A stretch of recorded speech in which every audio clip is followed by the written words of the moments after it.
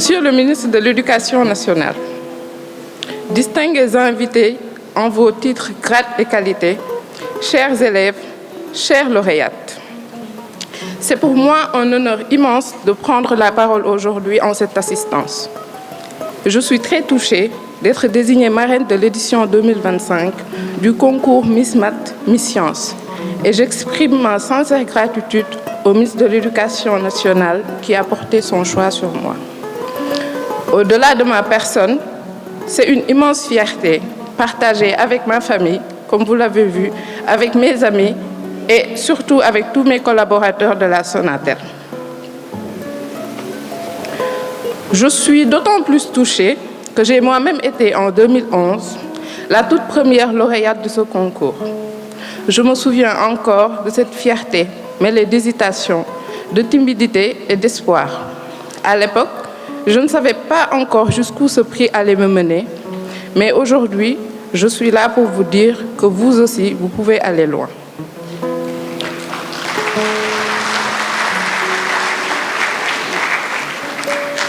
Je suis ici parce que je crois en ce concours, en ce qu'il représente.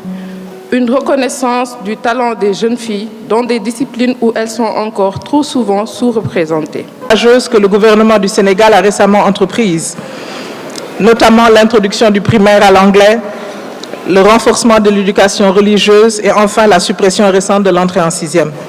Mais j'ose rêver d'une réforme encore plus audacieuse, si je peux me permettre.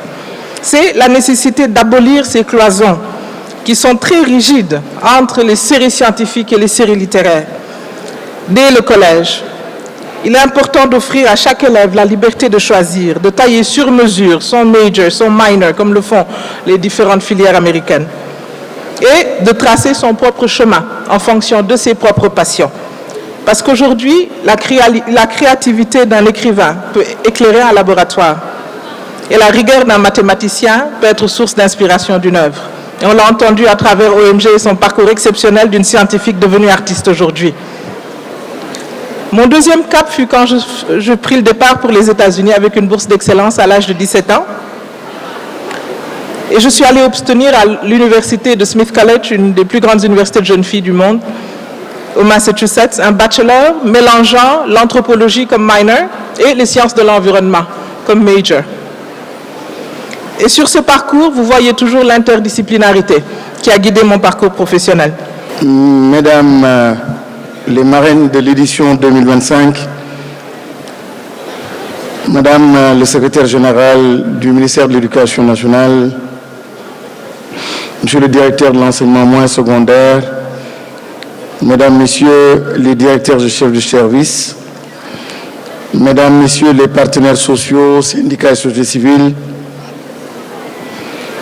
Madame la représentante de la Banque mondiale, de la Fondation Sonatel, mon ami et frère, Monsieur le directeur général de la CDC, partenaire du ministère de l'Éducation nationale, Madame la représentante de la Première Dame, chers partenaires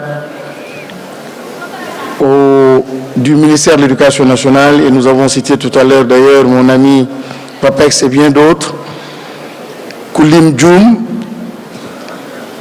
messieurs les partenaires au développement, les inspecteurs d'académie, les inspecteurs de l'éducation et de la formation, les chefs d'établissement, les professeurs encadreurs plutôt, les parents d'élèves, les invités en vos titres, grades et qualités, tout protocole observé. Chère Miss, je devais faire un discours, mais les discours ont été tellement magnifiques. Et toutes les recommandations, les conseils que je voulais partager avec vous, je les ai retrouvés à travers les différents discours qui ont été partagés ce matin avec vous. Et rapidement, peut-être qu'il y aura quelques petits impairs de quelques secondes, nous avons voulu changer donc le format en invitant donc les marraines ici. Chères marraines, est-ce que vous pouvez vous rapprocher? Parce que ces élèves ont besoin de vous. C'est vrai que des conseils ont été donnés, mais il me semble qu'il où elles ont plutôt d'autres types de questions.